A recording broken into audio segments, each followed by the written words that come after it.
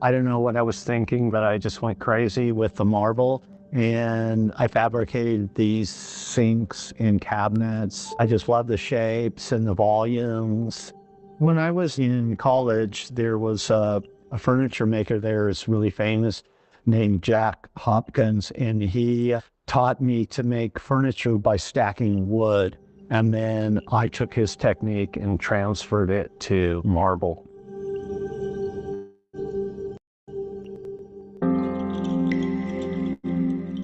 The columns all go down into the ground approximately 14 feet. The placement of the house was totally up to Ken. It just goes to show you his genius, though, that it's one thing to be looking at a topographical map, but it blows your mind to try to think about how you could place a building in a mass of boulders. It's almost beyond imagination how his mind works. One of the main premises is that the interior and exterior become one as much as possible. The house floor begins at the street and flows through the whole house. The material for it came from a rock slide.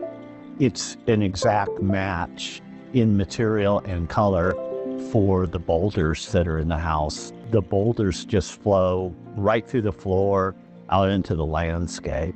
I think this house will be around forever because of the choice of materials. It's basically stone that's been ground up and put back together.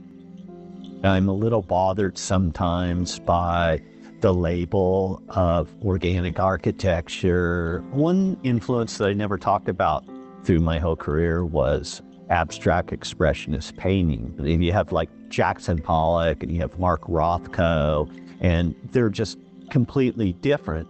To me, I would just say this is like Ken's thing. Like, Ken's an artist. I don't know if trying to put a label on it really helps to describe what it is.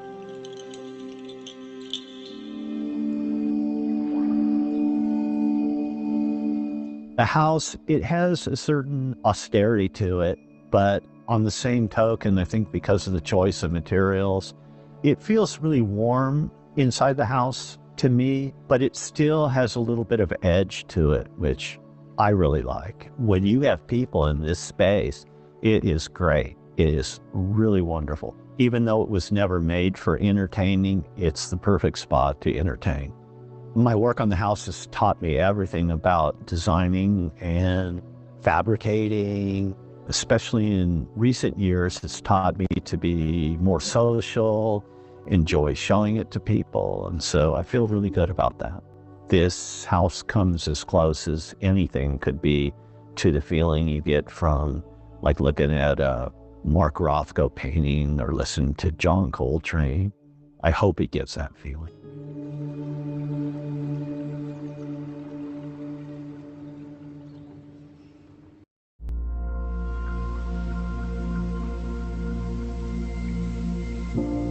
The way it achieves the floating house effect is really through engineering and structure. What I find most exciting about architecture is that it combines the technology of it, which is the engineering side in the structural engineering, and then you have the artistic side. And at the same time, it's a place that you live in.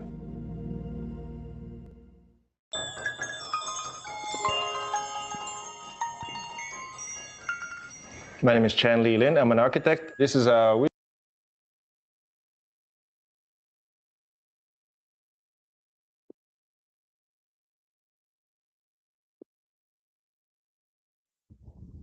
All right, so this video is going to be, I'm going to explain reincarnation in a scientifically accurate way based on science and physics. So, um, uh, the first thing I want to do is I want you to try to imagine something for me. Now, if I tell you to imagine what nothing looks like, and I mean nothing, um, if you can picture just as if nothing ever existed, what would be here if nothing ever existed? And let's say nothing has ever existed in the history of all universes. Nothing's ever existed. but somehow you're there. What are you looking at? What would you see? And this is before anything has ever existed. You know what I mean? Now, what you're picturing probably is maybe space with no stars. You're picturing just blackness, maybe, or you're picturing just empty space. Now, here's the thing. Those are all things. Those are all things that exist in creation. Empty space is not nothing. It's something. Nothing is nothing. Empty space is empty space. Empty space is something. It's not nothing. So my point here is that you can't even fathom nothing. You can't even, your brain can't even wrap around that concept, because here's the thing. A lot of atheists, they think that they simply just didn't exist before they were born, and after they die, they're going to stop existing. But that's that goes against all known physics. Now, I'm not saying that science and physics is infallible and no one can ever prove any of it wrong, but as far as we know right now, anything that exists cannot not exist. All matter and all energy have existed. A common sentence that I got was, how much cost, which made me furious, of course. Meet Isaac, an entrepreneur from Sweden who's been living in Thailand for 16 years now. He talks about his experiences of both the highs and lows of living here. They trying to kidnap him and extort him. And he shares if moving to Thailand was the best decision or not in the long term. And there were women and children and everything. He's just helping me carry it up and taking it down the mountain. I'm Sam Tyler. I've been living in Thailand for 7 years, and in this episode, we're going to take a deep dive into life in Thailand. Bangkok is amazing. There's always something happening. Like I told you, go to a mall and see someone birthing a child.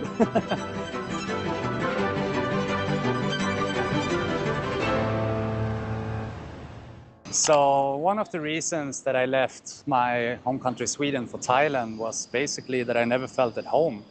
I was a pretty insecure kid back home, and I was craving a lot of love. My history was, by all means and purposes, pretty rough, which made me develop social anxiety and PTSD and stuff like that. So I never really felt that Sweden was the place that I wanted to live. But to be honest, Thailand was actually not my plan. So the first time I arrived in Thailand was 2008, I believe. So around 17 years ago? Yeah, it's a long time. What was it about Thailand that you didn't like to begin with? So I already had beliefs common that many Westerners are getting here when it comes to they just want my money or the prostitution. When I came to Thailand, I already had that inside me. So one of the nights that we were actually going to a pool party in Koh Phangan, I was pretty drunk at that stage, and I remember we were parked at an area. I had a motorbike, and they had a tuk-tuk taxi was parked at one of the places there. I was heading out. We were supposed to go back home. It was maybe 4 a.m. in the morning, and I was driving, but I was drunk as F, and I was holding the brake in the same time and gassing in the same time, which made the motorbike jump forward. Right. And I hit the tuk-tuk driver car on the front end. And that just escalated to a whole thing where we were supposed to pay money, and I damaged the cars, and the police is gonna come. But the area I hit didn't have any damages, nothing. There wasn't even a scratch on it. Of course, they saw that as well, so they stated that I had made damage to the car on the front end where the motorbike weren't. It ended up with 2 UK guys jumped from the back end, stated that we have to pay them too, which escalated in a fight. One of my friends tried to flee the scene. I don't really know why we tried to flee the scene, because we were on an island, so I don't really know where we were supposed to go. But he was trying to drive, and he flipped on one side. He was too drunk. Then he lifted up the motorbike, flipped and fell on the other side, and he just kept going that way. So I ran to him, jumped onto the bike, and we tried to flee the scene. And the tuk-tuk drivers were following us at that point. It was a race around the island, which was crazy. I was too drunk, so in the end, I got a blackout. Everything just turned dark. Wow. And then This was your first week in Thailand? that was the first week in Thailand, yeah. So it was an experience for sure, which kind of strengthened the point why I didn't like Thailand at that point. But yeah, I heard my friend in the back because I was driving, screaming, "Isaac!" And I woke up and we were just a meter in front, in front of a ditch. And then we just went straight down, we flipped around, and you could see the bone at my leg. Half my chest was gone. So this chest is actually smaller. I still have scars here. Yeah, long story short, the bike was totaled. We had to pay 18,000 baht for that to repair the bike. We had to pay 2,000 baht to the tuk-tuk driver in bribes to keep them quiet. And when they left at the hotel room, they stole our stuff at the same time. So this is a real whirlwind of a start to your adventure it was in Thailand. pretty crazy actually. So 4 days after this accident, when we finally got plastered up and things were calming down, I was walking alone to the hotel one night, and there was a pit bull sitting very calmly at the entrance to the hotel. I wanted to pass him, but he wasn't aggressive, he didn't bark, he didn't have the tail down or up or anything like that. So I thought everything was fine, and then I started to walk past the dog, and I just felt my whole arm just went down like this. I didn't feel any pain or anything like that. But when I looked down, I started to see blood trickle down my hand. The dog started to bark and he was just chasing me out. And because he started to chase me out, the neighbor dog started to chase me out too. So my friends went in to get brooms and sticks and stuff like that from the hotel room and tried to, bat the dogs away to protect me when I was screaming for help. And I had to go back to the same hospital, which was super fun, and take a rabies shot. All in the same week? Yep, all in the same week. So that was my first experience. I'm curious, at what point did your perception of Thailand change? So that actually happened when I came back from Australia. That was a lot due to a very lovely Thai lady that I kind of fell for. At the point when I came to Thailand the first time, I only had the Western experience. I didn't have any Thai experience. This was alcohol and partying, and that's what's it. But this girl brought me into the Thai culture experience. So she showed me the food and brought me to temples and to the beaches. And I even met her Thai family, and I got Thai friends. And I mean, Thai people were so welcoming. It was overwhelming because I never experienced that before. It was amazing. That was exactly it. So when I returned to Sweden, I couldn't let that go. It was impossible. I just needed to get back.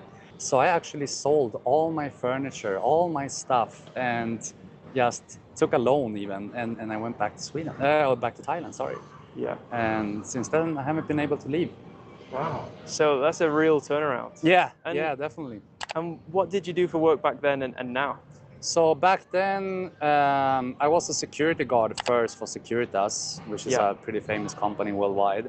I was taking care of government buildings at that time. But as soon as I started to leave there for Australia and Thailand and so forth, I started to work as a freelancer. At that point, there was a website called Odesk, but now it's called Upwork. And I was doing writing job, translation, sales, marketing, everything you can think of.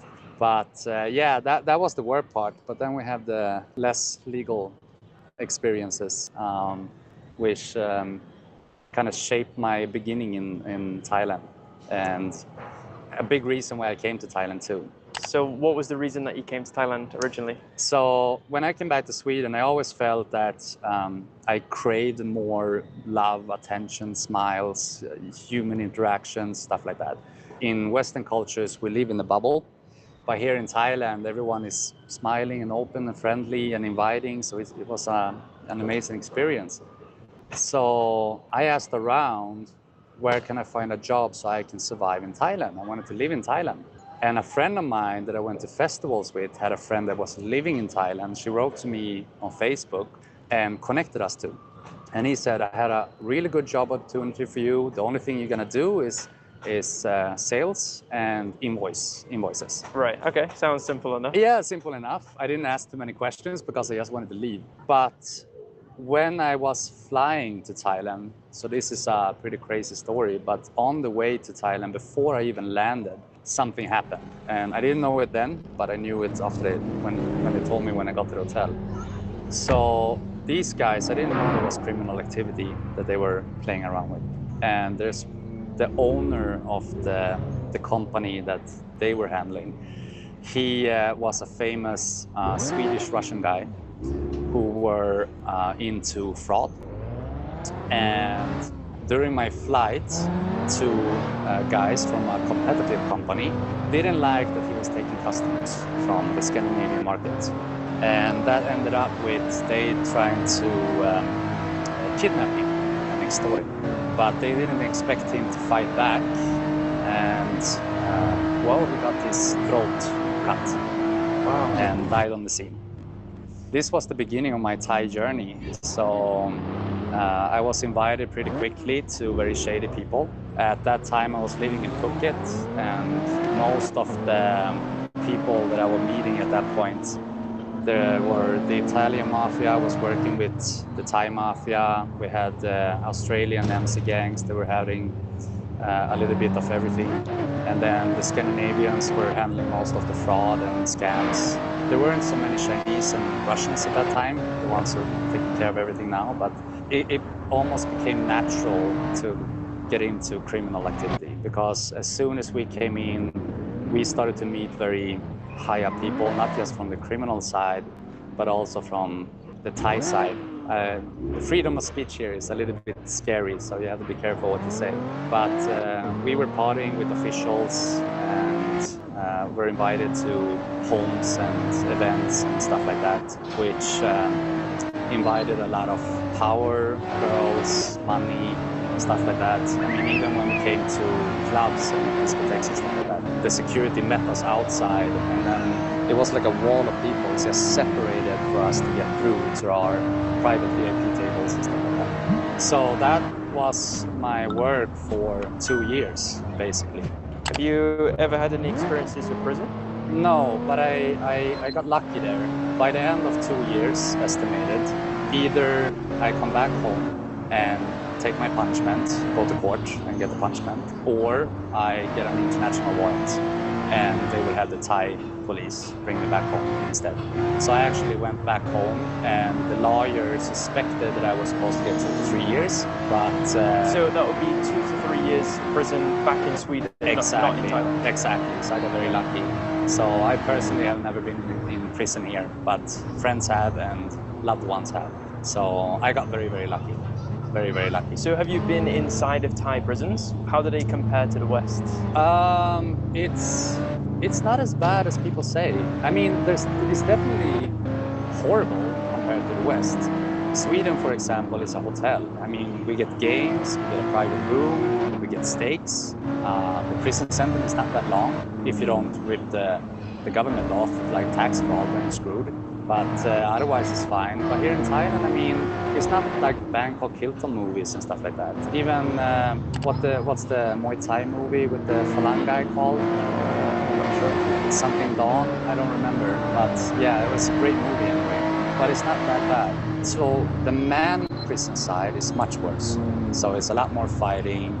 There are rapes, of course. The HIV shops, for example, they do exist as a way to extort money or whatever they want from you. But the women prison are much calmer. Prison these days are very strict.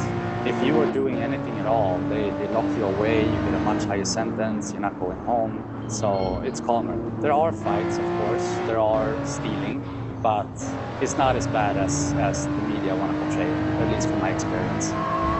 So they usually say that Thailand is the land of smiles, and while that is true, it's also the land of opportunities, I have to say, which is one of the reasons I really want to stay here and see a future in Thailand.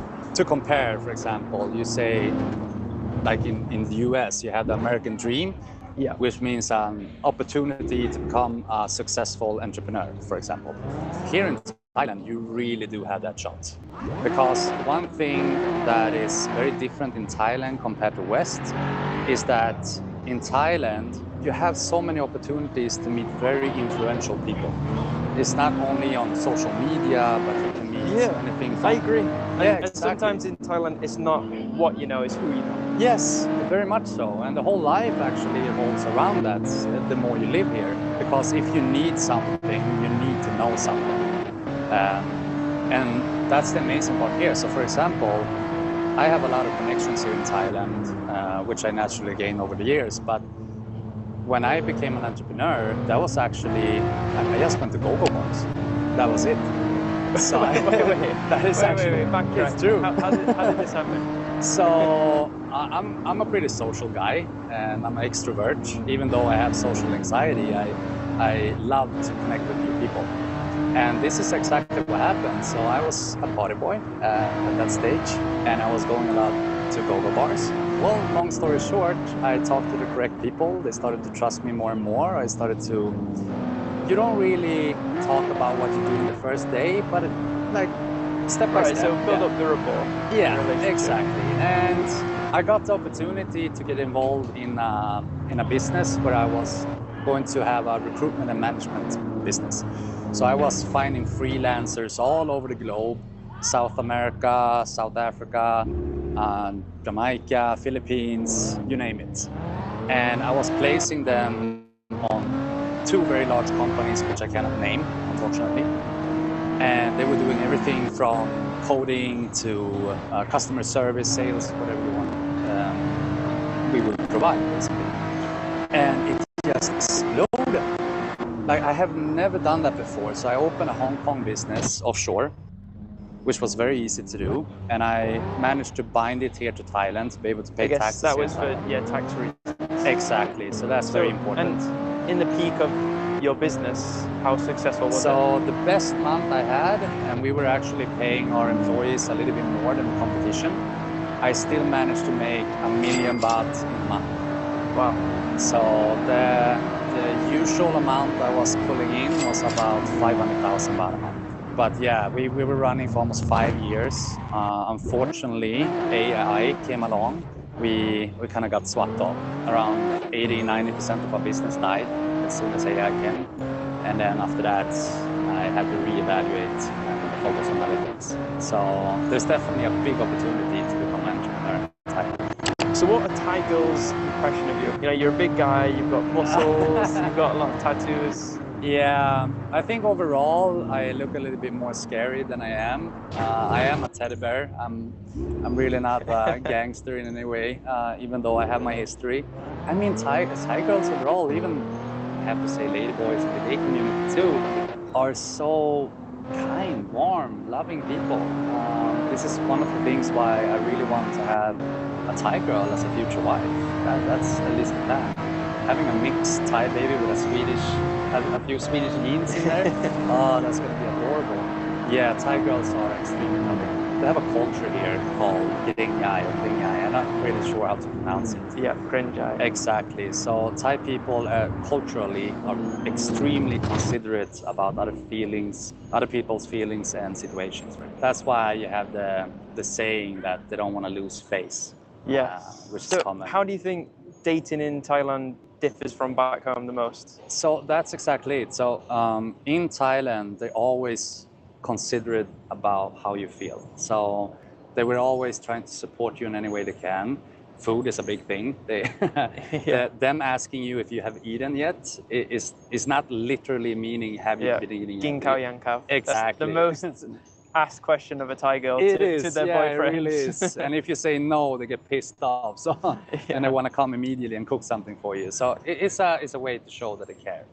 And that's just it. Every step of the way, they're very emotional, intimate, loving people compared to the West, who is more, I think our mindset is a little bit different. We think more about success and compatibility. Thank you, that's the one. It's more a planned strategy than just going from emotions and how you actually feel and want to do. And this is something I love about Thailand, because even when you're dating, a Thai girl can come to you and just say, hey, you're very handsome, do you want to go on a date? Compared to in the West, it has to be a whole thing where you actually need to gain the confidence and do it stepwise. What about in terms of the language barrier? How do you deal with that? There is a language barrier, but it's difficult when it comes to intellectual conversation, especially for us in the West. We truly love to have deep talks, for example. You can't have that with a Thai girl who don't have a more international school experience where they have a deeper understanding of English. They make up for it in other ways instead, by showing affection, just being present in your life. I really like that, and they're very supportive too. So if you want to do something, then they will absolutely be there to support you and guide you every step of the way. So where did we walk? Water here. Oh my God, I Jesus. went straight into the water. Oh my God. What do you think are the biggest misconceptions about Thailand from the West?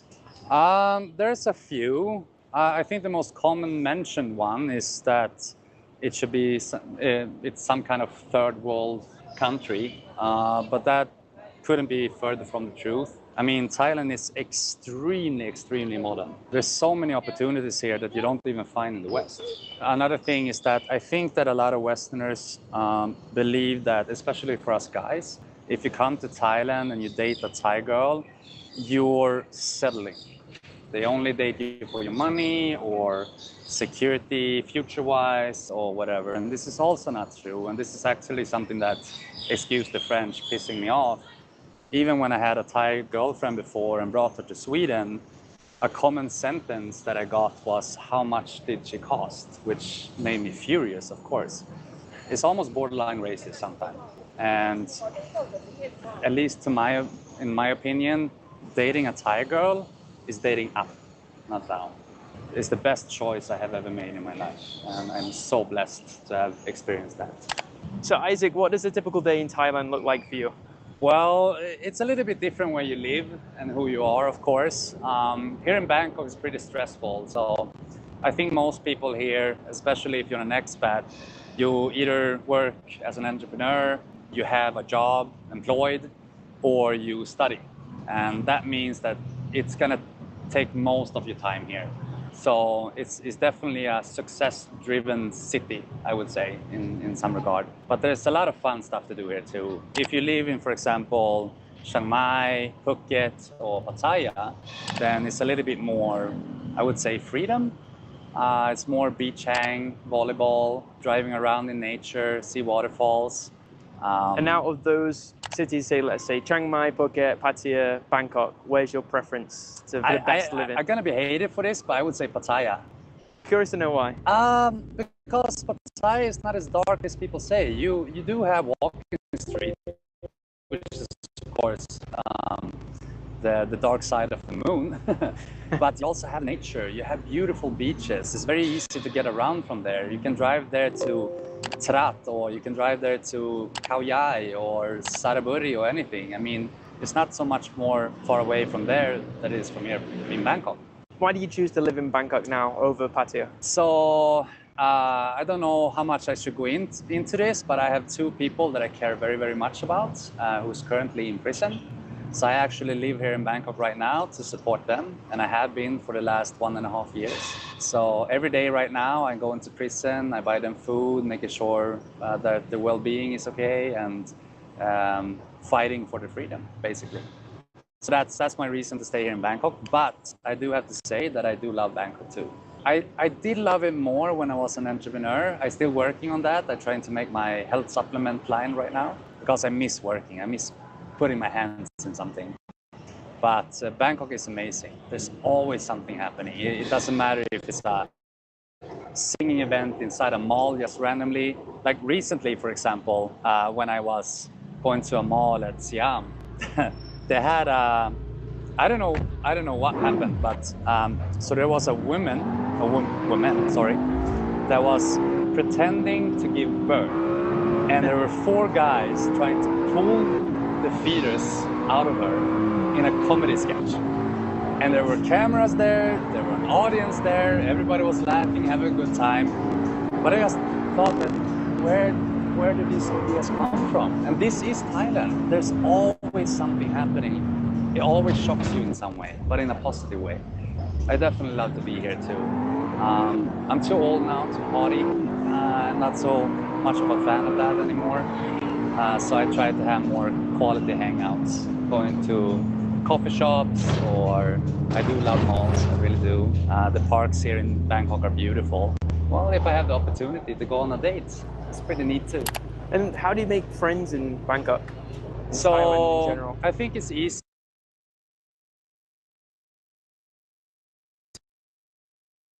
when you just because they're more free and willing to explore. The older you get, the more comfortable you get, I would say. So my recommendation for anyone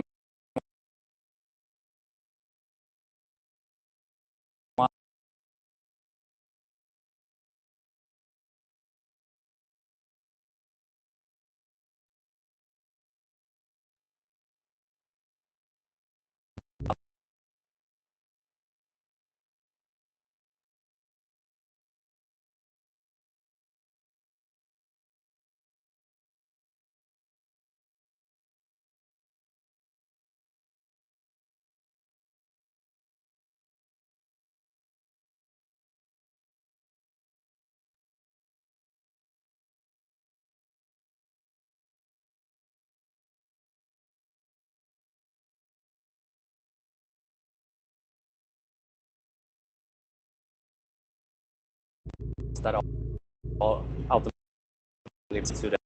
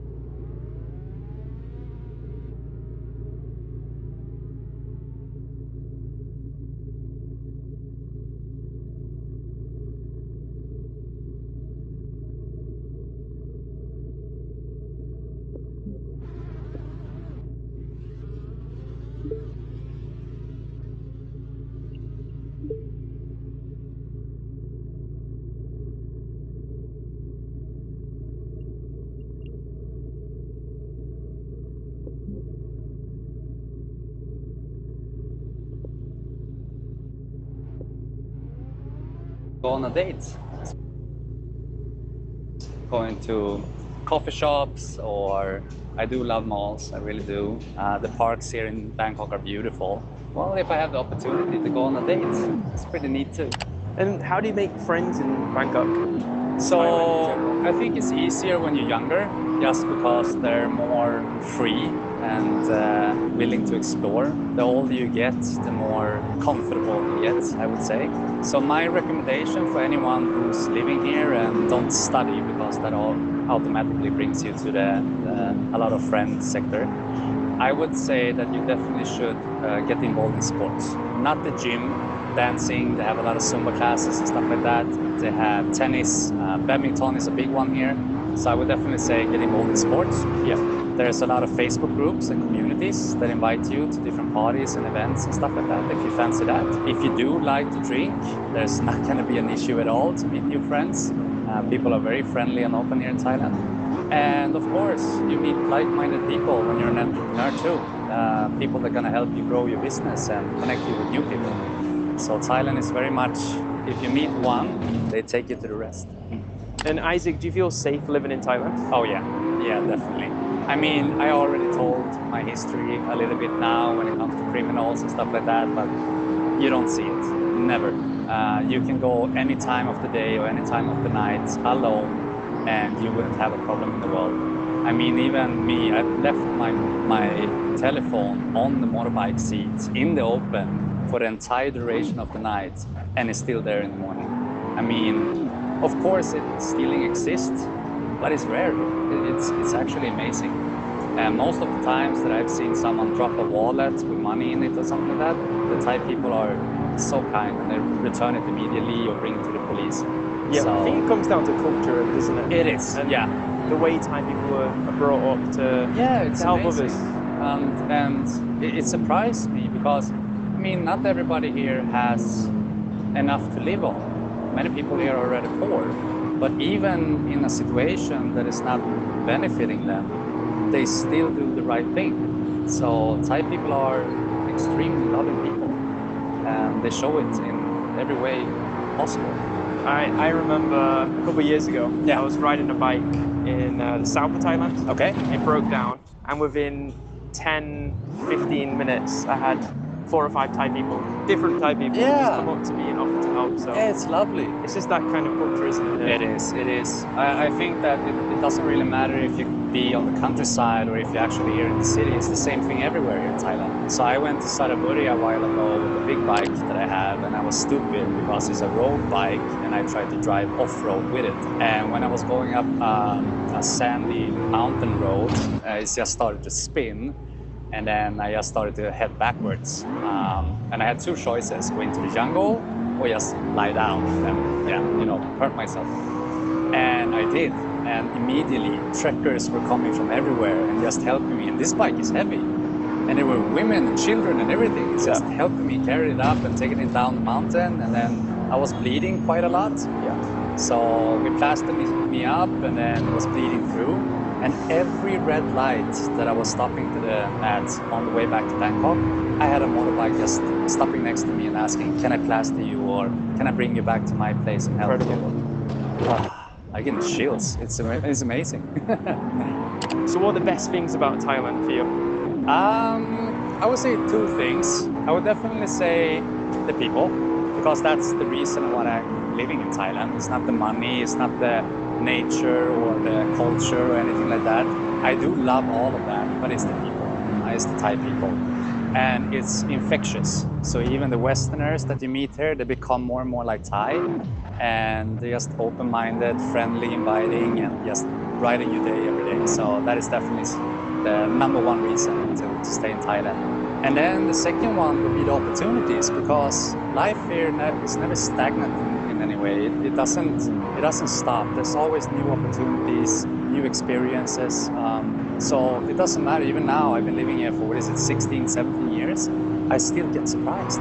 I still get awe feeling, I can't see myself living anywhere else because as soon as I returned back home, I started to get the itch, like nothing is happening. Planning a coffee in 2 weeks for 20 minutes, it's not really what I want to do. Instead, I want to be here in Thailand where you get the opportunity to just, like I told you, go to a mall and see someone birthing a child. So it's amazing to be here. And what lessons has Thailand taught you? So this is going to be a strange one because this is, for me personally, with mental issue history, I want to say that in Thailand you're worth something. Many people believe that when Westerners are coming here, they're escaping from something, and that might be true, but they're escaping to something better. They really are.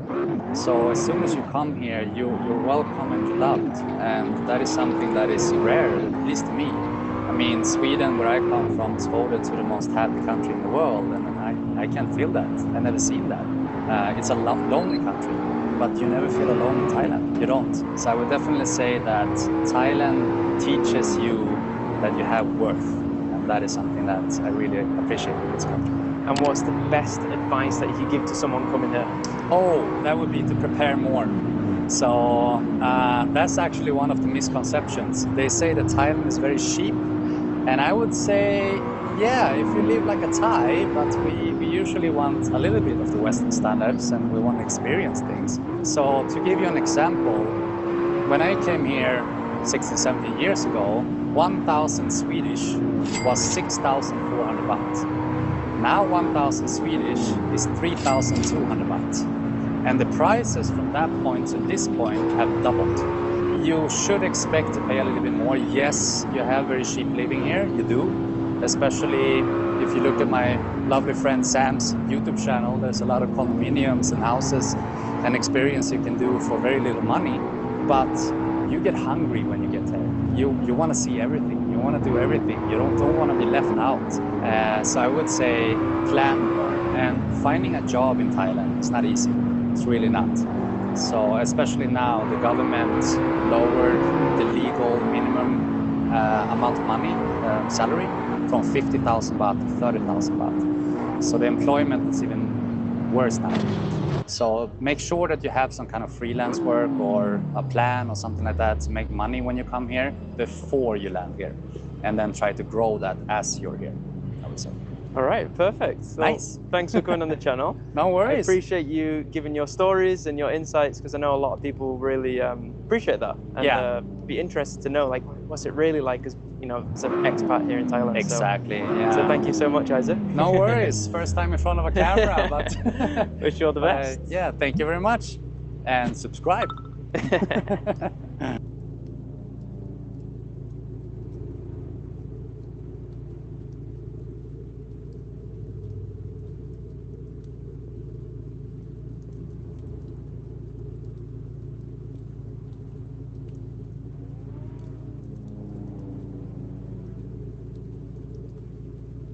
I'm about to go meet up with this girl. Her name is Maple, and she said that she was gonna take me to this island, which I know that sounds bad.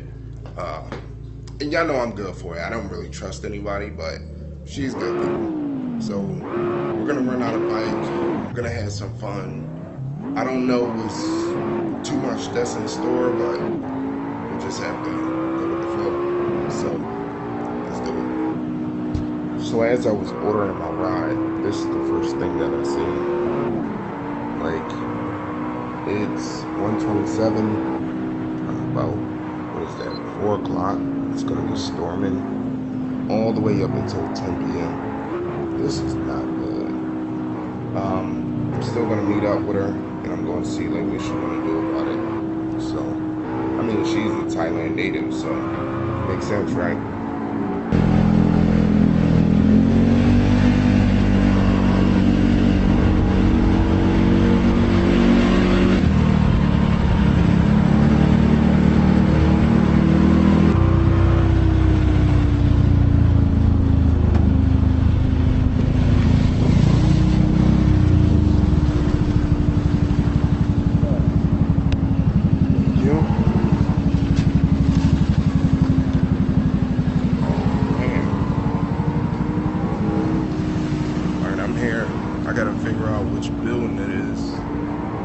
There's about 2 separate buildings.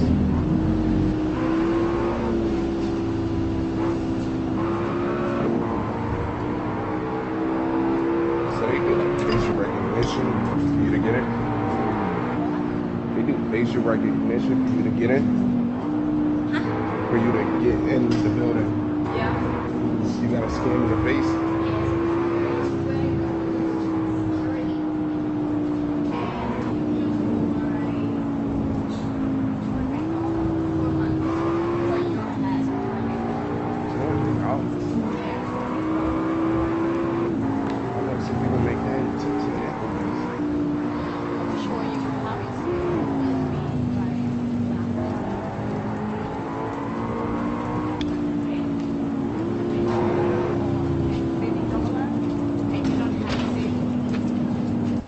That's crazy. It is.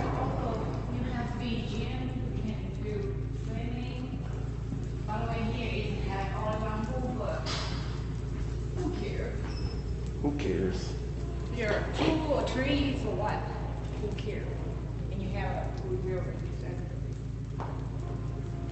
That is crazy. And you said that's like $200 a month? Yeah.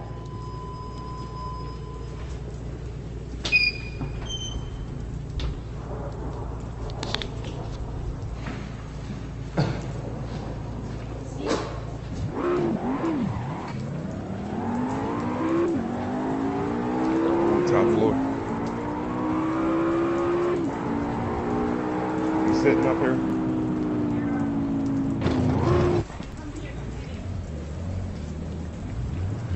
I'm hearing smoke.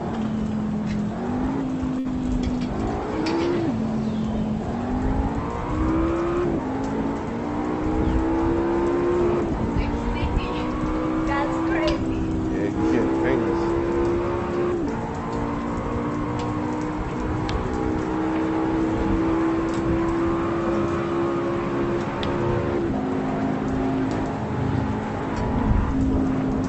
I'm here. Actually.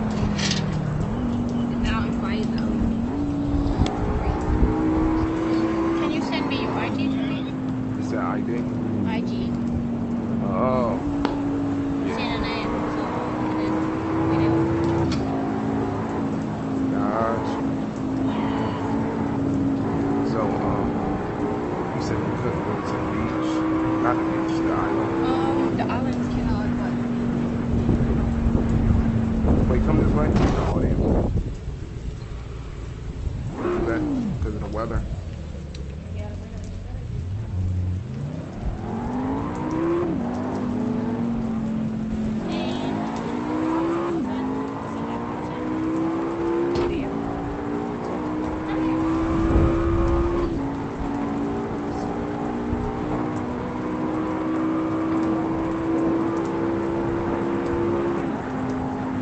I'm not good with mountains. What? I'll be scared. About what? No, mountain is like this. Like this. If the road is safe, it's nothing. It's Oh, okay. Okay. I'm not scared no more. You told me don't be scared. I'm not scared. What about that I'm talking about? One day, 200 baht.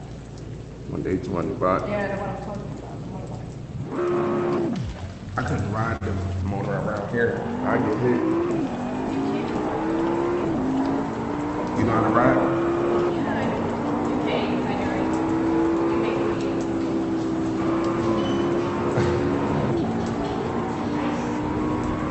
I was just about to say, where'd you go? Tell me why I took the money out, but at the ATM, it said an additional $40 charge. I said, what the fuck? So if I'm taking out $30, right? The conversion rate is $40. Alright, let's set up here. She getting her smoothie together. We're gonna get somebody to try this out. I haven't really been trying the Thai food like that. Yeah, but it's all been on camera. Really not crazy, just small stuff. I don't know. I've been using Thailand really just so I can work on videos. Yeah, and I've also just been exhausted. Like, I think after going from the Philippines to Vietnam, you know, and just the traveling, I'll go into more detail about that soon.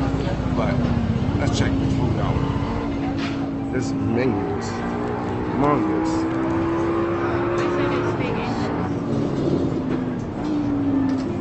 Like, some of the stuff isn't in English, but I can still tell like what the meats are. So I kind of gotta, but yeah, I got a translator right here. No. Okay, thank you, mommy. Let me see. Which one, pepperoni or curry? You win, get this once, get that. And you need help. Okay. One, 1, 2. Can I get the curry? Can I get the curry with shrimp and chicken? Right here. Green curry chicken Yeah. with light. Huh? With rice? How? And Steamed rice? no, white rice. Just regular white rice. Oh, white rice. Okay. Yeah. And Coca-Cola, Pepsi. What you want?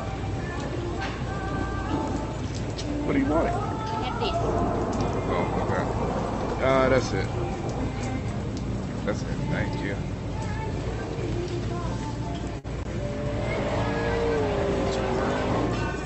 Go right here.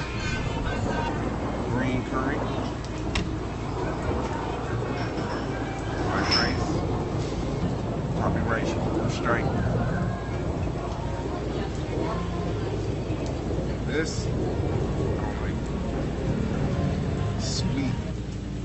I've been a kindergarten teacher for the past 9 years. I was in Pattaya yesterday doing Spartan race. Heart rate was 206. Do you think it's more difficult to date in Thailand? Absolutely, 100% because... Mm-hmm. I'm like... what's the word? In this video, you're going to find out why she made Bangkok her home and how she made the move as a young, ambitious woman. She's going to tell you her advice for moving to Thailand, the challenges that she faced, and how it was the best decision that she's ever made. Let's go meet her.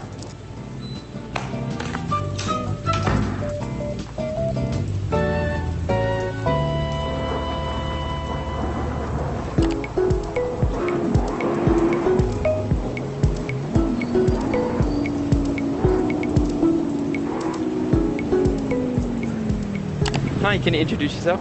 Sure. My name is Amy. I'm from the Philippines, and I've been living in Thailand for the past 9 years. 9 years, okay, so quite a long time. A long time. Yup, turning 10 next year. Have you got any plans for your 10-year anniversary in Thailand? Maybe. That's actually a good plan. Maybe celebrate it at a club or something. I don't know. Let's see. We'll figure it out next time. So what do you do for work in Bangkok? I've been a kindergarten teacher for the past 9 years.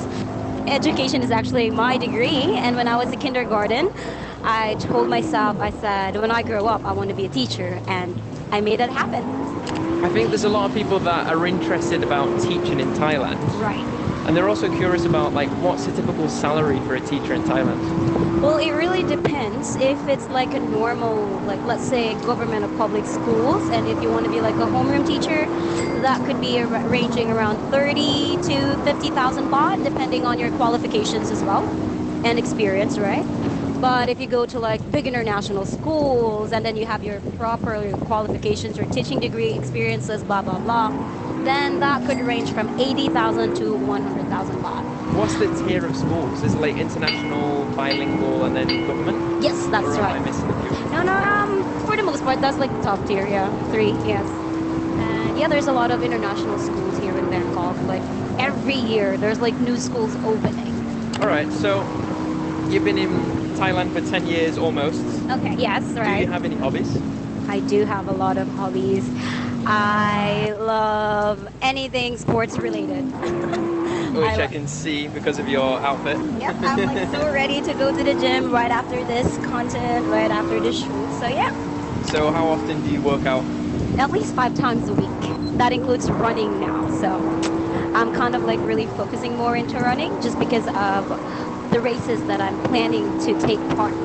So this year, literally my goal is to like run and run and run and run more until I can't run no more. I actually recently just came back. I was in Pattaya yesterday doing Spartan race. Yeah, so Spartan race is like, you know, running and then another obstacle. So you run and then obstacle and then run again and then another obstacle. So yesterday I did the 10 kilometers. That's called, they call it super. And it contains 25 obstacles.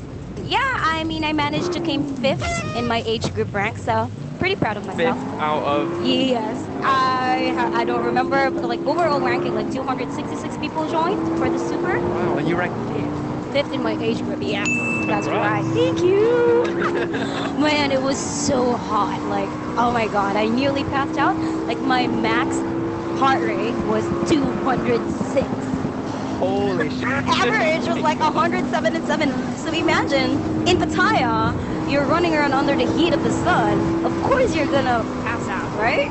So, obviously for an event like this, you have to be mentally ready, physically ready. You have to enjoy the heat. You have to do different types of activities, whether it's like to do upper body, lower body, stamina. So you really have to.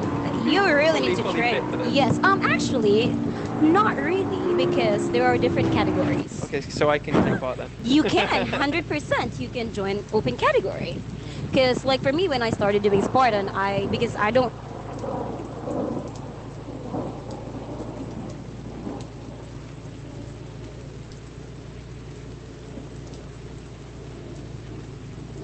I traveled miles deep into the Arizona desert in the middle of nowhere to meet Kevin, veteran of the United States Marine Corps, served his country 3 tours. He's now living on just $640 a month for him and his wife.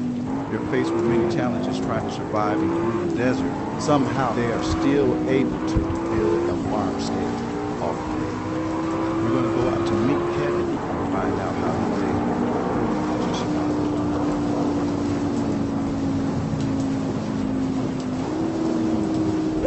Pleasure, man. Pleasure to meet you too, Big Super. Hey, and thanks for having me out, man. I appreciate it. Always. You're a veteran? Yes, USMC 0317 5.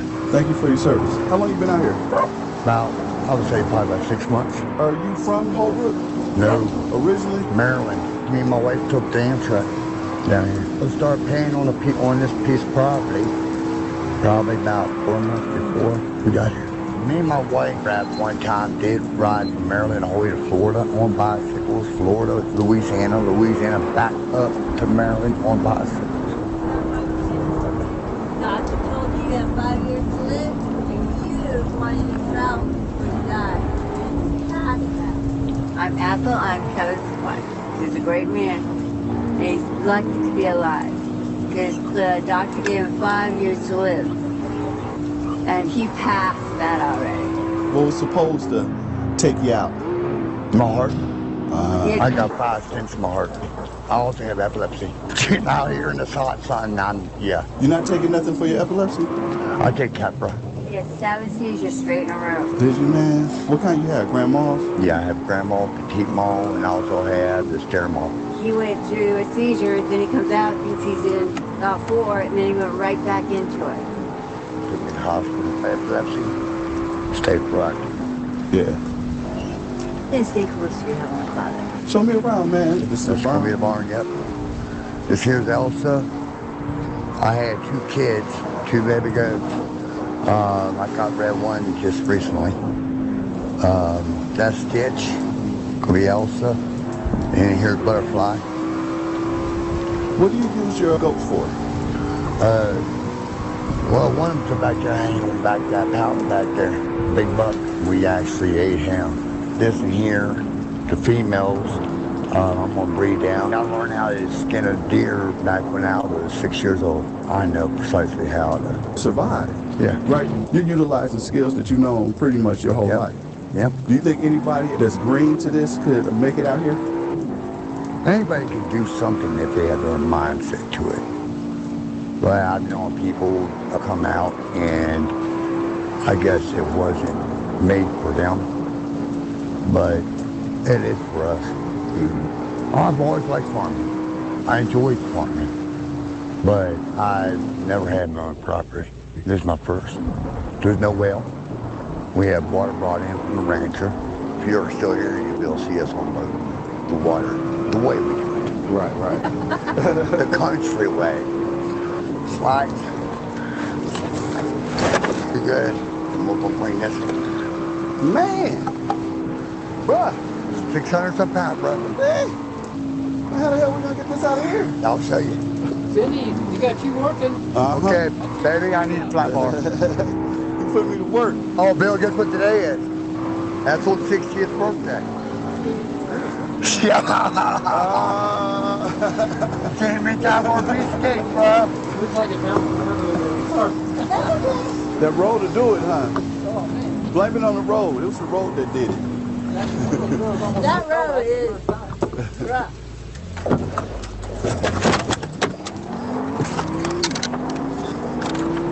Yep, like that.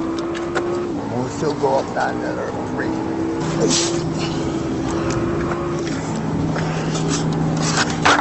Look at me. Whoa! Whoa!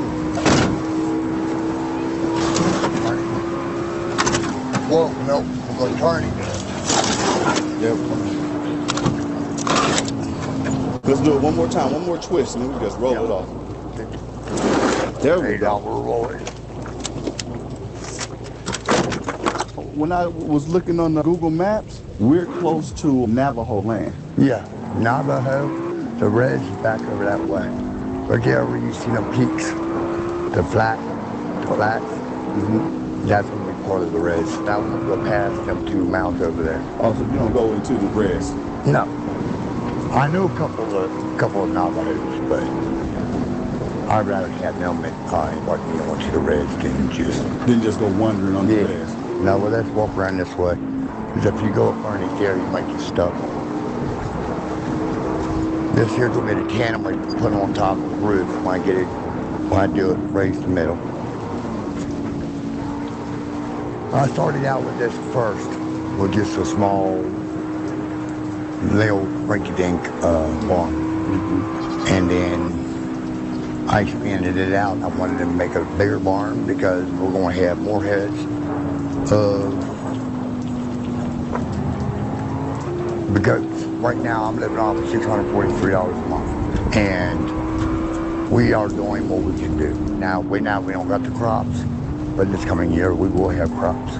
But right now it's too late in the season to be able to plant those crops. So. Is that the only income that you have? Is the $649? Yep. What about the missus? She don't get nothing right now. And you're a veteran, man. Well, actually, right now I can go to the VA, but I got disarmed. So with me being disarmed, that threw me out of the ballpark. But I took 5 night hits. Run across my fire with 1 man on each shoulder. Where at? Kabul, Afghanistan. I was there during the Gulf War, and before that, when I enlisted in the USMC, I was in the Desert Storm. Then I was there, I was during 9/11 and everything, so. But what happened? I ate war. Why? Because my best buddy got killed from me. It still tears me apart to today. That's why I'm out here doing what I'm doing. That's what he wanted to do too. We grew up together, we went to school together, graduated together, joined up in service together. Things happen. There's a lot of things I don't want to talk about. But yeah, I understand. So this right here is going to be your roof. That's going to be my tenement roof. I'm actually going to go another half powered up, and it's going to be in the middle. And my loft is going to be the full length of this back of this barn. I'm going to have stalls set up for whenever the does end up having the babies, they'll be in their own stall. Then on the side over here, on the other side, it's going to be where I'm going to put the chicken coop. Then I'm going to help right out front. Me and my wife dug a little pond for the ducks. So I'm going to go up into that camper and dig one of them out for you here in a little bit. That's going to be fun. I got you. Burn your trash. Yep. I take the cans if I burn them, and I'm going to use them to decorate. Like Slab City. You been there? Yeah, I've been there twice. That's out in Cali? Yeah, I went to Salvage Mountain. I've also went to the range. The best thing to do is do it for the whole week. Just hang. Yeah. And just do it while you're out there. This here's Mitzi. She's an Australian cat. Now, what are you doing for food? Did you go? What else? Chicken. I just held the chicken upside down, took his head, and put it inside the bowl and water and we ate. You know what? You know where your meat came from. Exactly. All of us, we don't know what they did. You don't know exactly how many steroids they're actually putting in that meat. Nobody understands. But what are you doing with the rabbits? I'm gonna breed them and I'm just gonna eat them. Bro, that's a fat one right there. Yeah, they're the babies too. They're 6 months old. That down there is does. These here are bucks. We're not ready for baby rabbits yet. No, not until I get more cages built. This in here, the black and white spotted one, is Mary. And the black one in here, solid black, is called Juana, like marijuana. The tall black one down there, her name is Bonnie. And the black much brother one here is Clyde. Bonnie and Clyde. Bonnie and Clyde. Mary, or Juana. Marijuana. I spray painted this just the other day, 2 days ago. You're an artist. Look at all the tattoos he gave himself. I did that one myself. I did that one myself. Nice. My squatter rights myself. My wedding band myself. I did this one looking inside of a mirror. Mm-hmm. You did the whole tap from a mirror? Look in the mirror. I did that myself. I hear you. I did the tourist myself. Nice. And I did the skull right there myself. How much water are you using? Oh gosh, we'll go through probably one of these in a week and a half. But we had the goats, we had the dogs, we had the chickens, we had the rabbits, we had us. And we still had the chicks inside too, you ain't seen. We actually have guineas, baby guineas, pullets, the hen, turkey. Someone brung us these. Some sheep. My roof blew off 2 weeks ago with one bad gust. I was thinking about how stable this is. I actually have 4 4x4s inside the cabin itself. Oh, the reinforcement. Yeah, it is. It's not going nowhere. No, I actually got spikes that long down here on the bottom where the footer boards are right there. 4x4s sitting on top of the ground. Oh, okay. They're not planted. See his head? How dark blue it is? Uh-huh. Yeah, it's time to walk away.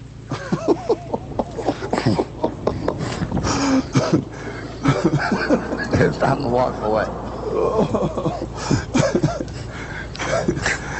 Did you spill the chicken before you did?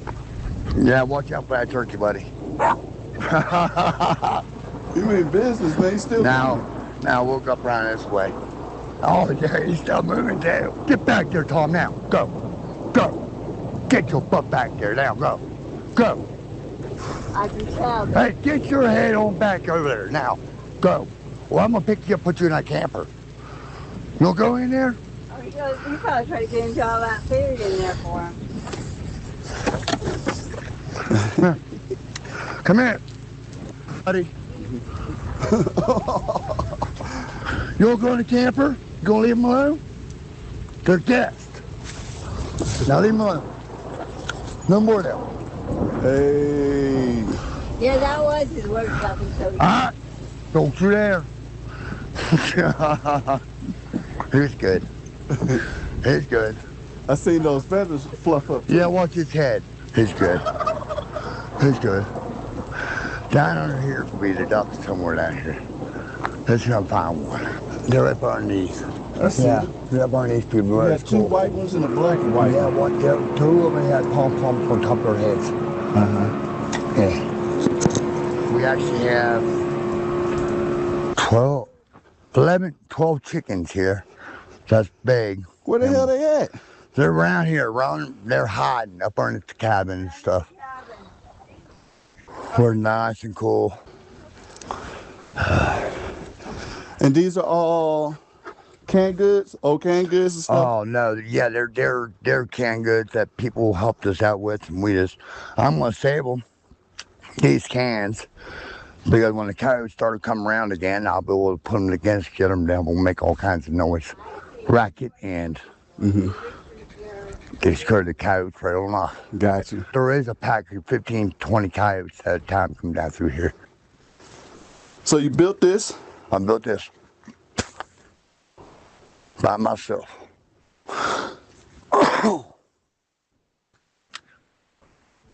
What catches the waste? Oh, tires. Look up underneath. There's tires. I got tires in the ground.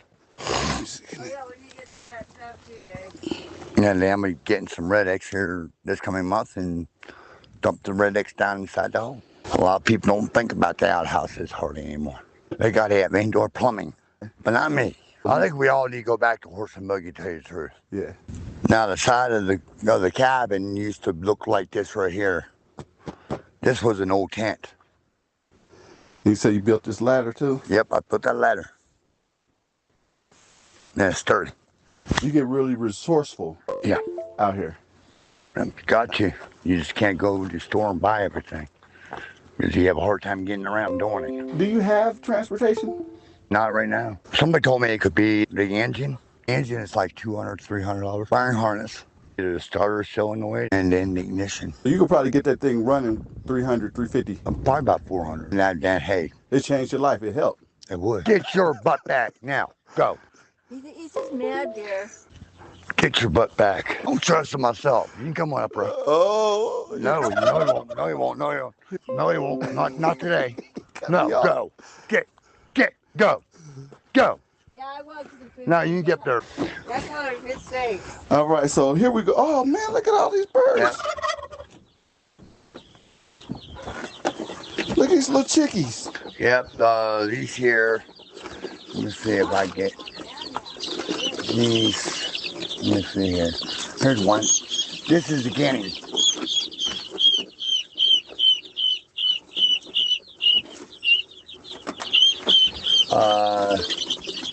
These ones right here are they called the gray special, but when they lay their eggs, they're gonna be like almost like a black color. And then these here are the Jersey Giants. Some of these right here. Next year, I'm looking at getting another different species of a flock. This would be called peacock. The peacock will be made to eat. No, those I like the feathers. Yeah, I built this cat. Built it all this. Stove came out from the camper. Are you cooking on it or no? Yeah. Yep, we cook on it. The fridge doesn't work right. The fridge is just an icebox fridge. You put the ice in the top of the refrigerator, and boom, there you go. It's white. There's water on the bottom. But there's water on the bottom. We have them Red Bulls there to keep them a little bit cool. You living without a fridge? Yeah, you can't live without a fridge. I'm telling you, and I'll tell you another way you can keep your meats cold. Dig a hole in the ground, put a styrofoam ice box in the hole or one of them coolers, put ice in there and just keep it covered up with something, and boom, there's your refrigeration all year round. The ice will never melt. No, it'll melt, but it'll melt over time. It'll last a whole lot longer than this icebox fridge. You basically have an outdoor kitchen. Basically, but I'll be building me outdoor kitchen, but the roof blew off. So this out here? Bedroom. That's what blew off, the roof for the bedroom. Can you dig that? How long ago did this happen? 2 weeks ago. One bad gust. I've been working on it slowly, trying to get the roof up. No big deal. It's better sleep out on the stars anyhow. We did have the stove hooked up, but wind blew the stove pipe. So it's in the back of the camper laying. Play the guitar? I just tinker with it. My wife does the keyboard. She gets on there and tinkers with the keyboard, and there's her ukulele right there. Right there's the ukulele right there. She's good? She gets on there and strums a little bit. And that's my guitar. How were you living before here? Was it like this? Apartments. We lived in an RV park. That there was my shop. But the chickens and turkeys and ducks took it over. It has all the animals' food in there. It's kind of like a storehouse now. Yeah, right now until I get the chicken coop built.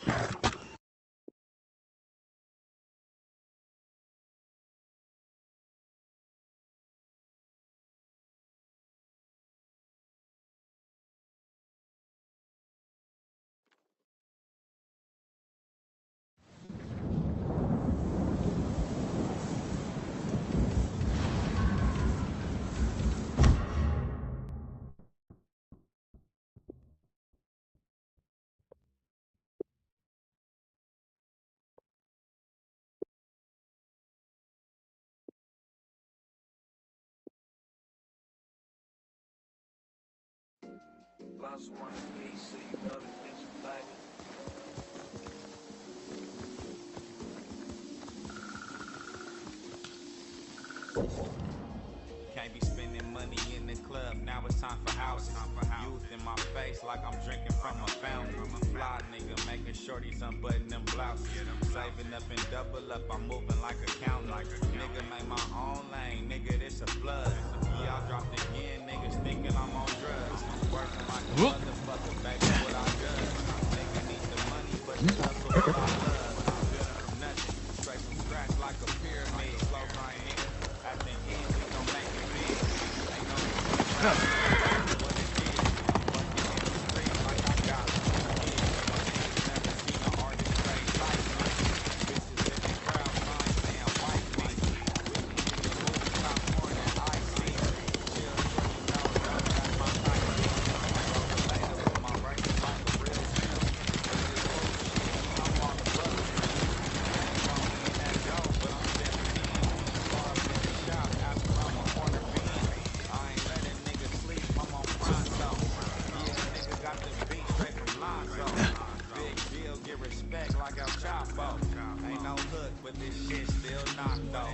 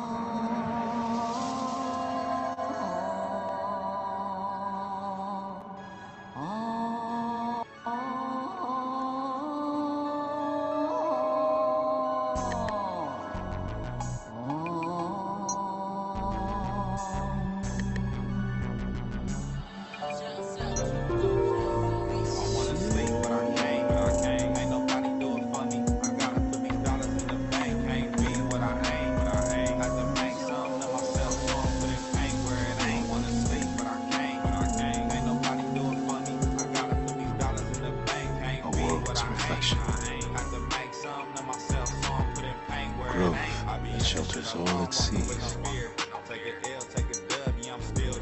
We rise together.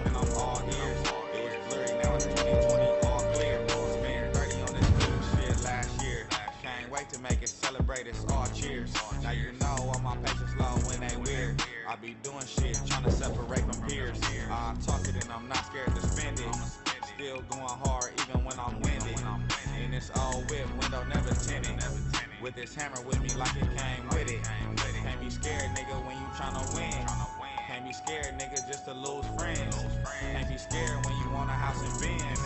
Can't be scared when you praying for your sins. I wanna sleep, but I can't. Ain't nobody do it for me. I gotta put these dollars in the bank. Can't be what I ain't. Like to make something to myself, so I'm putting pain where it ain't. I wanna sleep, but I can't. Ain't nobody do it for me. I gotta put these dollars in the bank. Can't be what I ain't. Like to make something to myself, so I'm putting pain where it ain't. Love me, baby, if not, I'll give you the boot. Tryna be a West Coast legend just like Snoop. I ain't blessing no bitch if I hear I choke. I'm a man, consequences I'll stand on two. Off the dome, nigga, I don't need no paper to pen. Running shit back, throw back, old tag in. Need to hit Detroit, nigga, Afro, Big Ben. Back in Houston like a rocker with my roster on 10. From the rib, make it look good, the hottest from city. In LA, and I'm known as Big Boss Jimmy. No sleep when they know I really get gritty. If I ever went broke, I ain't getting no pity. So my niggas, I hope you never change on me. Cause y'all know what I sacrificed to really be me. If it go down on first call, like what shit be? Let me get back to this money, I ain't getting no sleep. I wanna sleep, but I can't. Ain't nobody do it for me. I gotta put these dollars in the bank. Can't be what I ain't. Like to make something to myself, so I'm putting pain where it ain't. I wanna sleep, but I can't. Ain't nobody do it for me. I gotta put these dollars in the bank. Can't be what I ain't. Like to make something to myself, so I'm putting pain where it ain't.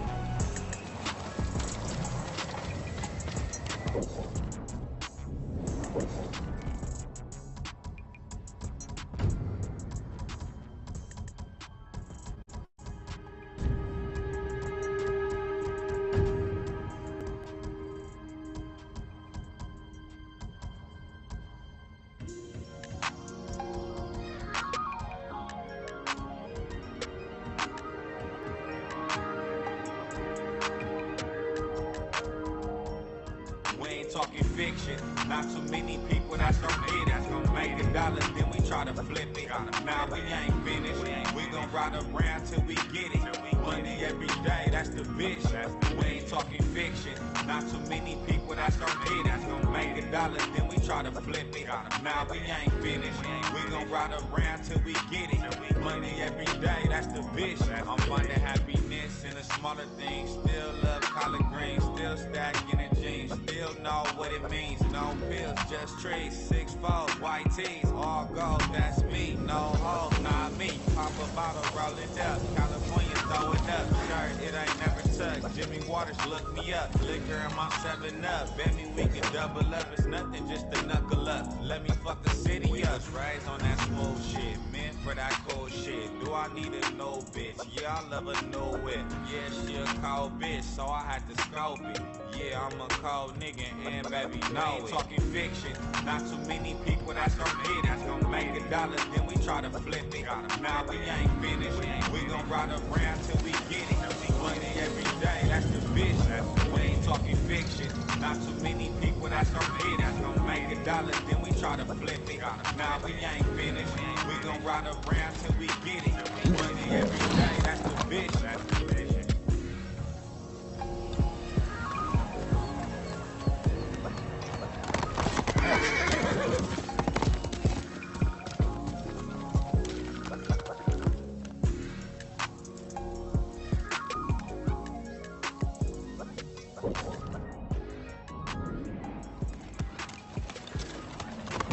Let's go, Sona.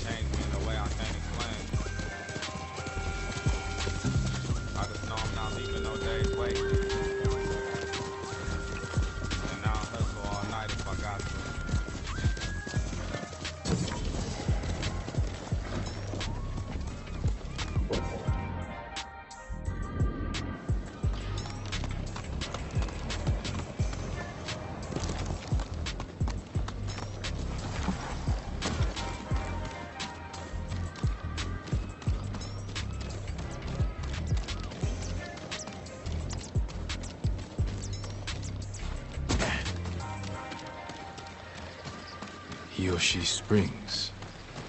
Perhaps someone at the inn can direct me to Sensei Ishikawa. Listen, I'm just like y'all. Another samurai? Alive? I thought Lord Jinroku was the only one. I don't know the name. He's in custom. I'm sure he'll be happy to see me. I'm curious to meet him. Let me show you how to hustle. Had to budget myself. Can't be eating that 5 stars. Look at the house. I ain't wishing on shooting stars. My life ain't perfect, but a hustler go hard. They see my potential. OGs like play smart. Young and I'm shining, dropping heat in the streets. If I sang R&B, want a voice like Keith. Anytime we gon' do it, make the money agree. Me and that type of brother, baby, meet GT. Monday, it's a meeting, let me set the play up. Tuesday, we gon' execute, time to shake up. Wednesday, if you owe me money, nigga, pay up. Thursday, we gon' double back for the layup. Friday, take my shorty out, wear your makeup. Saturday came to lose count, run the cake up. Sunday say a prayer that I always stay up. 7 days straight after that we did So far, have we met before? No, my lord. But I watched you ride into battle. Please accept this gift. If you wear it, they say a spirit will lead you to whatever you're looking for. Sounds like something you could use yourself. Like what Mongols call in the countryside. But if it leads you to any flowers, bring them to me. Or other tradings. We can use them to fashion dyes. I'll remember that. Thank you. If you owe me money, nigga, pay up. Thursday, we gon' double back for the layup. Friday, take my shorty out, wear your makeup. If you can bring more, it's yours. Run the cake up. Sunday, say a prayer that I always stay up. 7 days straight after that, we divvy the cut.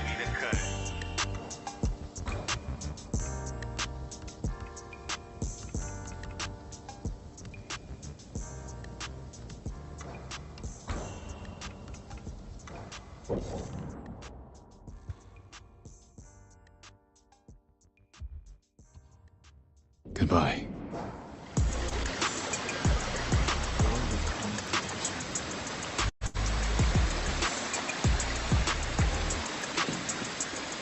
What's famous? You ain't making no money, I'm tryna ball. Bill Jackson on the court, I've been making every call. Dollar bill, I've been tryna kill them all. I don't like broke talk, baby, you gon' make me sore. Yeah, it's me against the world, that's just how I feel. Let me take on everybody, every wound heal. I've been hustling, I'm pulled up, no pills. I'm addicted to them blue faces, real deal. I'ma put my own money up and keep it true. Go against me, we can run it, what you tryna do? Ain't nobody tryna fade, they just wanna shoot. I'm tryna have longevity like Snoop. I done started with a dream, looking at reality. I'ma keep it stitched lit, ain't no info out of me. I done bounced back champs, can't believe they doubted me. I've been grinding, ain't nobody told me that they proud of me. But I'm proud of myself, so I'm taking the belt. I do every job, I don't need no help. All these nights I ain't sleep in the pain I felt. Can't let a tear fall, cause I got myself. Yes, me against the world, and I'ma bet on myself. Still coming out on top with the cards I'm dealt. Looking in the mirror, baby, I'ma do it myself. I've been at it so much, think I'm risking my health. Yes, me against the world, and I'ma bet on myself. Still coming out on top with the cards I'm dealt. Looking in the mirror, baby, I'ma do it myself. I've been at it so much, think I'm risking my health.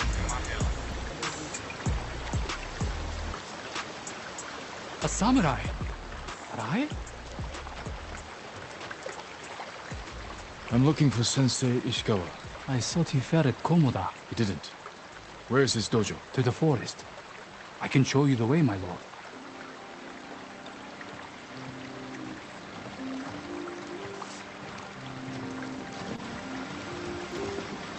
Did the sensei not fight at Komoda? No. He came to town for supplies the day before the invasion. Hardly spoke a word, but he'd always been a private man. $1 million balances, that's what I'm up to, boo. My exes want me back, my tax bracket say get off that. My homies in the crib like this summer just about to crack. But I didn't grind for it. Rhyme send me beats and I'm crushing. Yo girl up in my crib, got her in my bed and she blushing. Now she from my gang, hustle over luck or it's nothing. Got her in my teeth, walking around just wearing nothing. Yeah, that freedom that I want and only players get. I make the music for the hustlers that bang my shit. That wanna stack that chicken high and saying fuck that bitch. And get they hustle on and never true until the they stories of Sensei Ishikawa. What stories? They say he sank a pirate ship with a single arrow. Not the ship, but he shot a pirate captain from the shore. Routed the whole fleet. I hate to cross an archer like that. Do you deserve death? I hope not, my lord. Then you're safe from Ishikawa. Get your heart in me. But girl, this player shit is strong, so pardon me. And where you wanna go from here, I could hardly see. And yeah, my love life ain't nothing like the storybooks. And he can be a pussy no matter how hard he looks. She say your voice is sexy, so I'm just gonna play the hook. She say play that hook again, cause it match your looks. Forgive me, my lord, but you look fatigued. Have you endured much hardship? You wouldn't believe it if I told you. But yes, I could use a rest. You should visit my sister in Hiyoshi Springs. I was sick, so she insisted I bathe in the waters. I could feel the life returning to my body. Sounds like just what I need.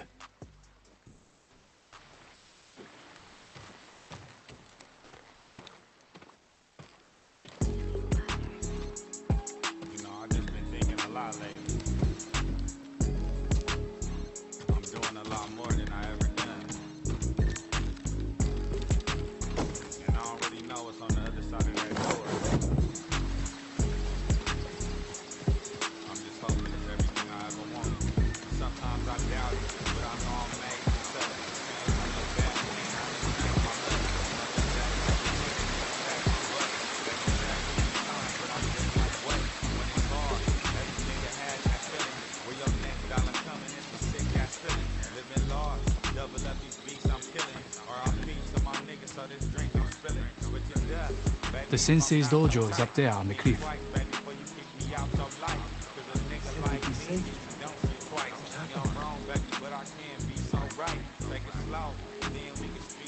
Thank you. I'll take it from here. One more question, my lord. May I ask why the sensei left his post as archery master to Clan Nagao? No one knows. Strange. Giving up service to a great lord.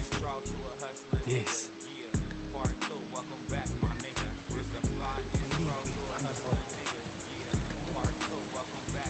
Lord Sakai, I studied poetry with your uncle. The Mongols have taken Lord Shimura captive. He will endure. He is strong and resilient, skilled in the art of combat and poetry. Do you practice haiku, my lord? There's no time during war. War is the reason to make time. Haiku allows one to concentrate, eliminate chaos. To find peace. Precisely. My favorite place to write lies atop the cliff. It is one of many such places. If you look, you will find inspiration all across Tsushima. I hope I can find quiet places like this one, untouched by war. For the birds, they will show you the way.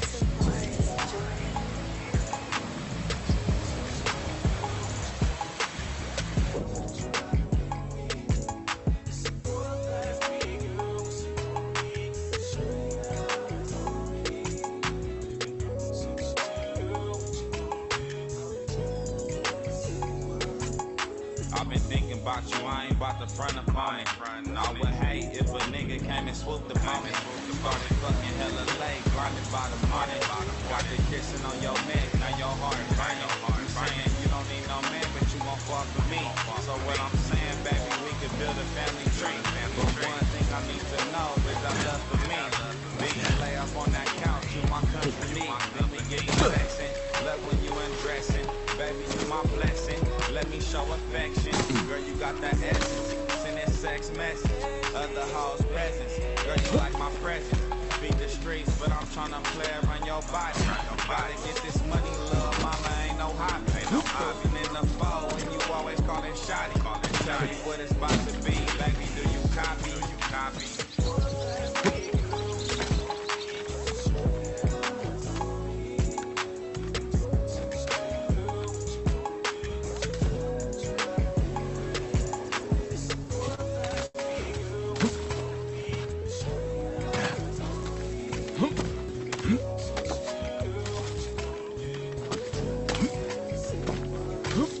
Baby frontin', so I got a new bitch, and she bad. Caught her licking while I'm sitting at light, and I bag. Told her meet me at the highlight room, so we smashed. Baby talking like drinks on her, my bad. So she tell me about herself like she come from money. I told her, baby, I'm a thug. Do you want Sensei Ishikawa's dojo. like, baby, you can switch it up. I love that. There was a struggle there. Better look around.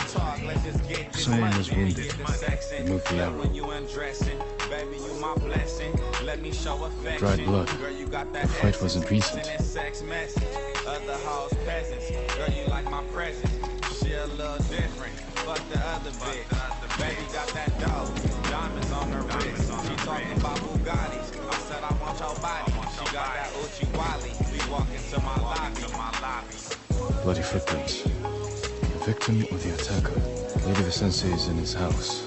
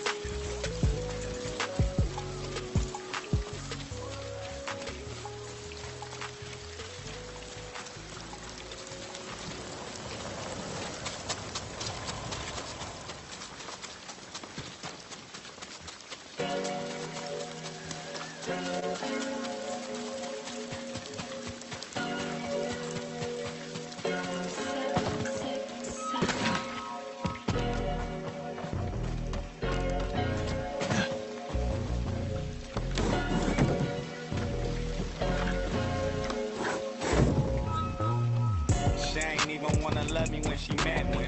Now she taking other flicks, tryna flex me. You know, pulling up in Benz, keep them ready.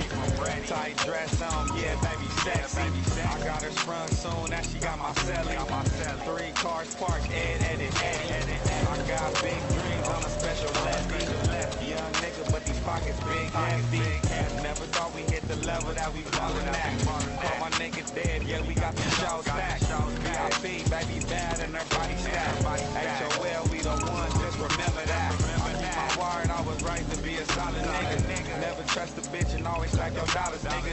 In my own lane, I ain't gotta rock with niggas. Got a limit to them lanes, they can't stop me, niggas. They can never make the songs hit like this. They can never hit the goals on my list. Niggas love me cause I'm fly like this. Tell 76, keep sending me them hits. They can never make the songs hit like this. They can never hit the goals on my list. Niggas love me cause I'm fly like this. Tell 76, keep sending me them hits.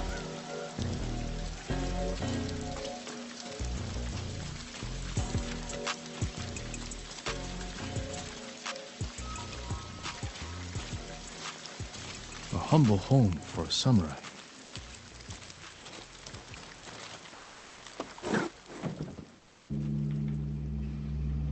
Don't move. One thing I'll never Sensei do Ishikawa. is apologize for being mean. Lord Sakai's I live a boy. different life, but you gotta accept. You survived Komoda. We could have used your bone. I was on my way when bandits attacked me. Expecting them to return? A samurai is never caught by surprise. I'm sorry about Lord Shimura. He was a good man. He's alive.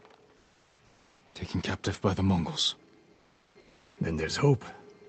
That's why I've come. Help me save him. I can't.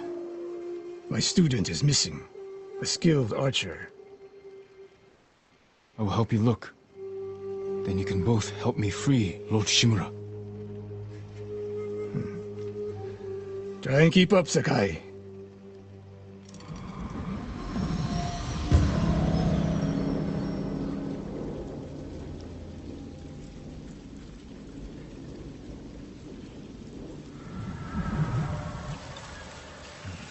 Who else made it out of Komoda? No one knows. Are there any others who can fight back? Besides us? I don't know yet. You'd better find out quickly. We can't free your uncle by ourselves.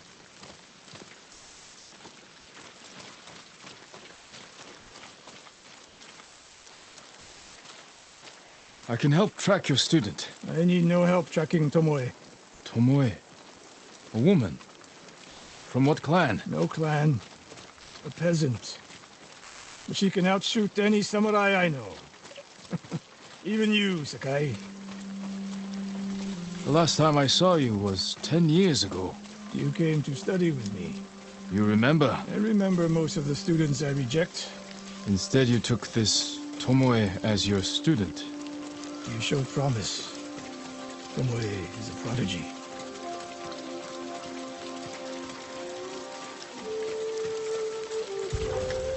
Mongols! Take them.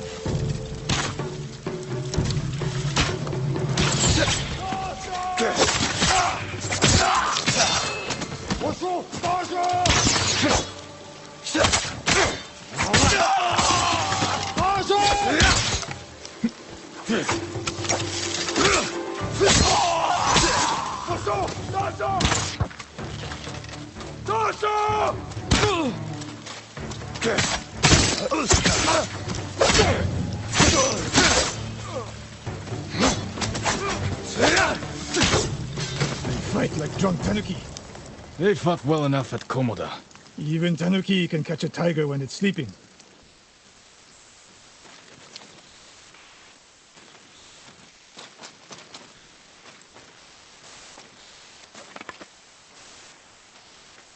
The moist trail picks up here.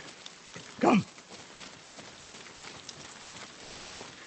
The Mongols took Fort Nakayama. The patrol likely came from there. That's close to the hot springs. The town will be the next to fall. Something happened here. An ambush. Look around.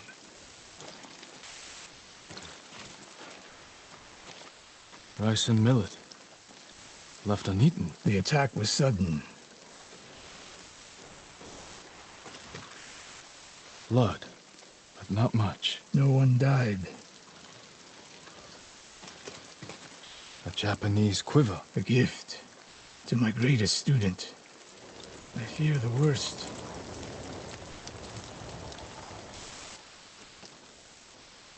Tomoe would never leave that quiver behind. Unless she was pursued. Or captured. To what end? Interrogation. Torture. Worse. They may be doing the same to Lord Shimura. Fear is a weapon, Sakai. Do not let the Mongols use it against you.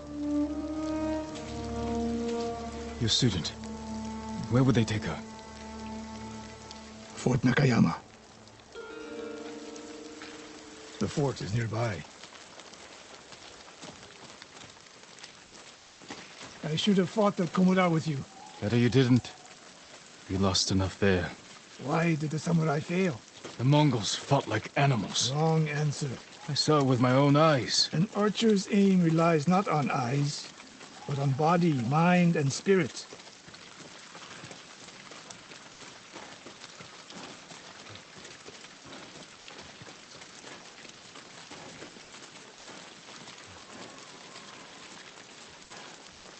Stop here. We need to talk. What's wrong, Sensei? This bow was a gift to me from Lord Nagao many years ago. It's a beautiful weapon. Of course it is. And there's nothing more painful to me than a perfect bow ineptly used. Then it's a good thing you're giving it to me. Who said anything about giving? Prove you can shoot straight. I'll let you borrow it. Try it out before we go into battle. Aim for that lamp closest to us.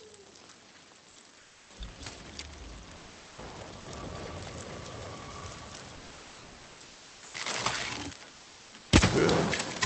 Now the one further down the road. On the left.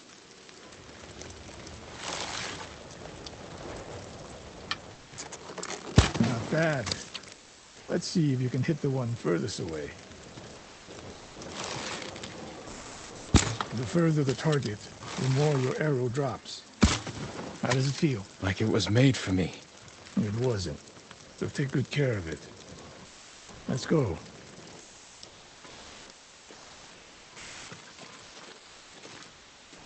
A bow like this would have helped at Komoda. It is a good bow. But victory is won by warriors, not weapons. You haven't seen the Mongols fire weapons. They have not yet won.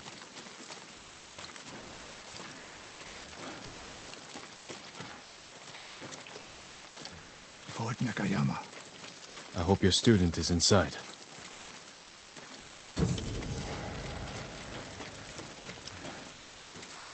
We'll get a better look at the defenses from up there.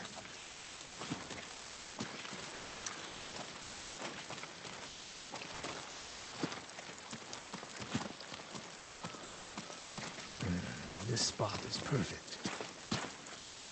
I'll find a way in. Open the gate.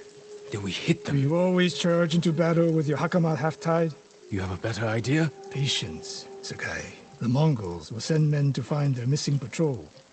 When they open the gates, we strike. The longer we delay, the longer Tomoe remains in danger. She can take care of herself. Survey the battlefield. What can we use to our advantage? Hornet nests. One shot could stir them up. The Mongols will face the sting of insects and arrows. Those barrels could do some damage. We'll find out. An arrow in those hanging lights will kick up sparks. And start fires. They have many archers. They're skilled, but we are better. When the gates open, distract the enemy and rain arrows on their heads. Then we storm the fort and free Tomoe. Good. Now we wait.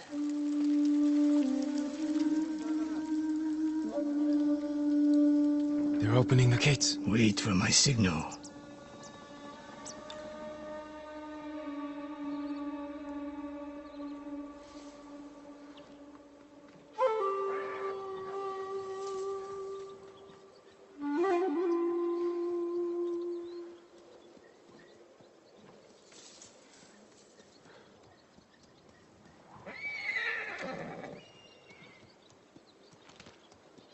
Get ready.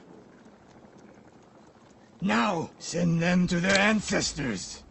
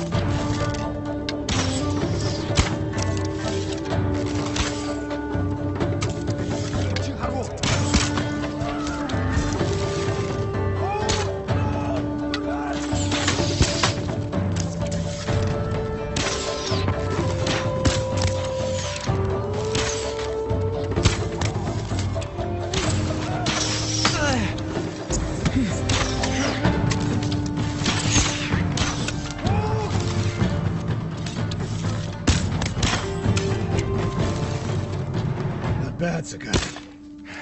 There are more inside. Not for long. Let's find Tomoe.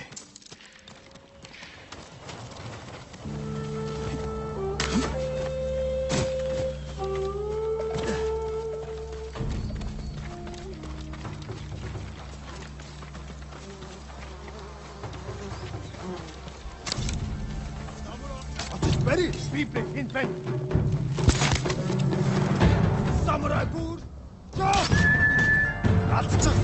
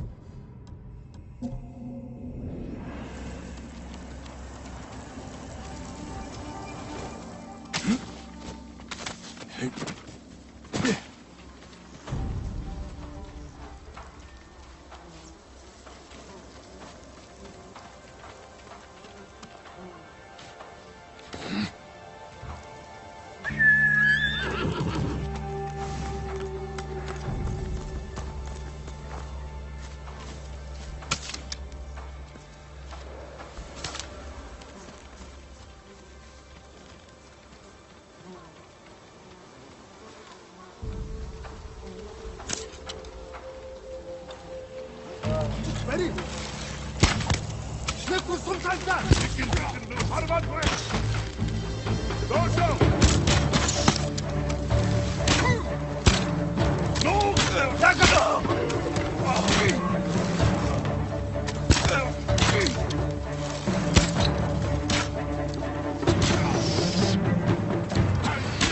Sateki!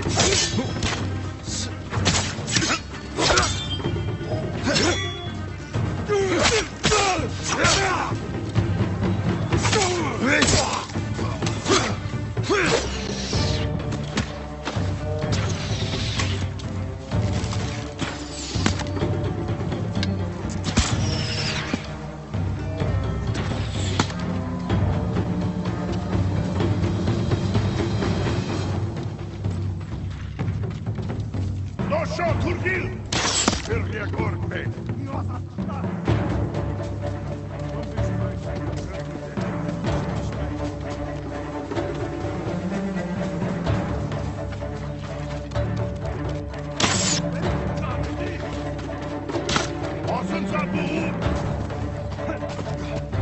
Just ready!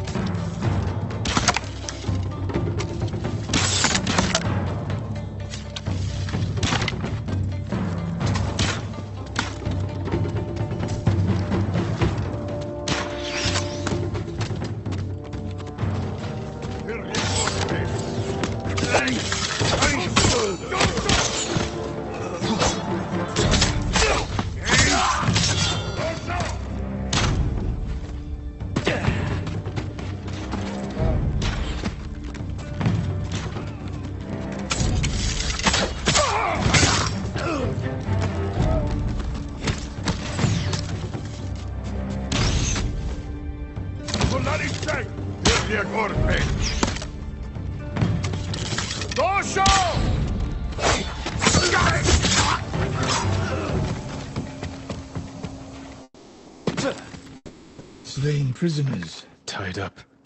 Killed with arrows. Tomoe isn't... Wait, this pendant belongs to her. Search the fort!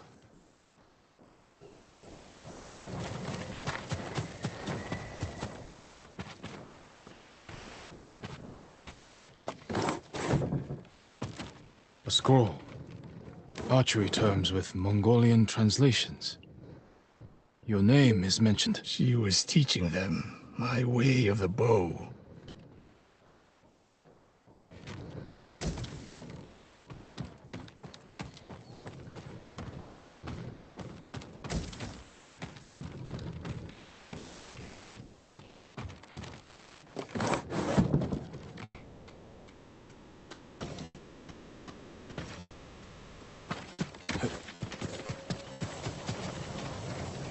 These arrows are Japanese. They're Tomoe's arrows.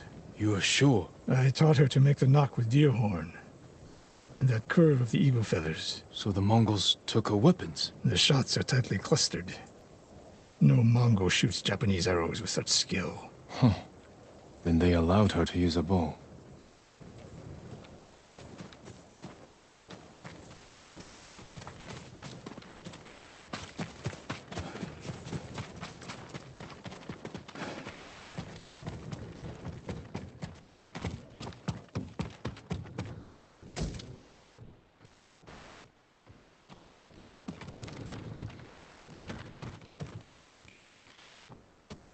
Someone's personal quarters. A woman's kimono. Tomoe's kimono. The Mongols freed her. Why?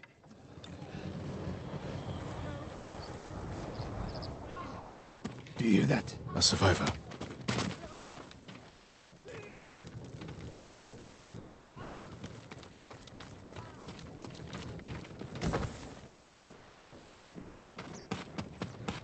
It's so cold. We're looking for a woman, an archer. The Mongols caged her with us. But they set her free. Gave her armor and a bow. She killed my wife. And the others. The bodies we found. She proved her skill to the enemy. And they recruited her. Please.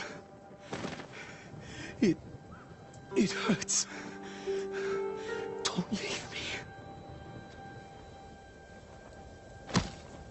I've seen enough. Let's go.